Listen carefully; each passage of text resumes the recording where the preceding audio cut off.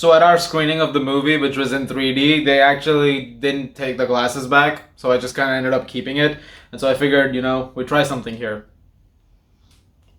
This is very nice, but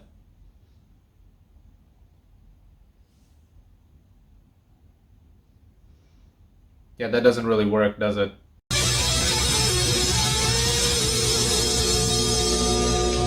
Minions: The Rise of Gru is the newest film in the Despicable Me franchise, now the 5th movie overall, but is a prequel to those movies. It's the second one to Minions that came out in 2015, and in this one we're still following a younger version of Gru, once again voiced by Steve Carell though. He's like 11 in this movie, I believe, and he's trying to become one of the greatest villains as we know him, but that involves taking on other villains who are on the scene, like the Vicious Six, and there is a bit of a battle of wits and all that going on between them, and the minions have to come in the middle and try to basically help out, while also gaining Gru's trust along the way. My track record with the Despicable Me franchise is literally 50-50. I liked the first 2 movies a lot. I thought Minions and Despicable Me 3 were not great.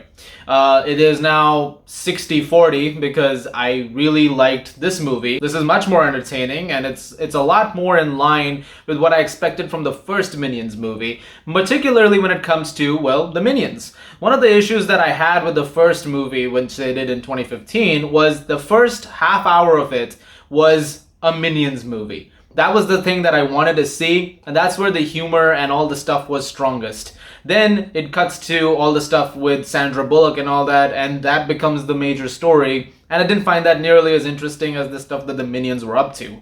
Here, there is obviously a core story going on when it involves other characters like Gru and these Vicious Six villains, but really, they focus in on the Minions. They double down on it, and I thought that was a huge advantage. The humor is much better. There were a lot of moments where I was actually laughing and having a good time. Lots of little children butt jokes, which fine, sure. There's some fart jokes, obviously. I mean, some things are just going to stay, but there were a lot of moments where you get with dialogue. They've definitely enhanced the vocabulary of these things in this one, and so there's a lot of expressive scenes that you get as a result of it that were genuinely pretty chuckle-worthy. I'm not necessarily going to assume everybody laughs at it, but I was expecting to just have a silly good time at the movies, and I got pretty much exactly that. You don't go into a movie like Minions: The Rise of Gru expecting groundbreaking storytelling like it's, I don't know, a Miyazaki movie or something like that. You go to see Minions, these yellow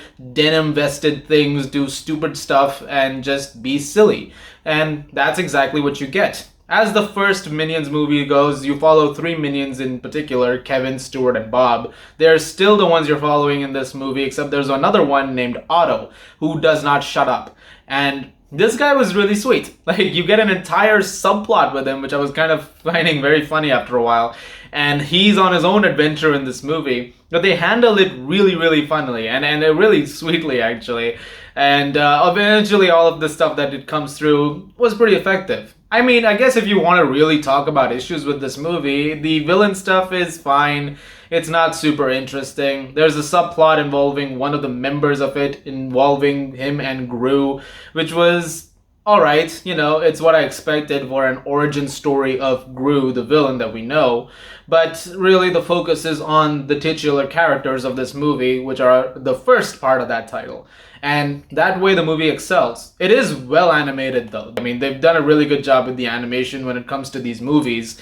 And once again, they really do crush it. There's some really wonderfully done sequences, some really great use of like fight choreography at a couple of times, especially when a character played by Michelle Yeoh shows up and she's trying to teach the Minions Kung Fu at times and it just goes miserably.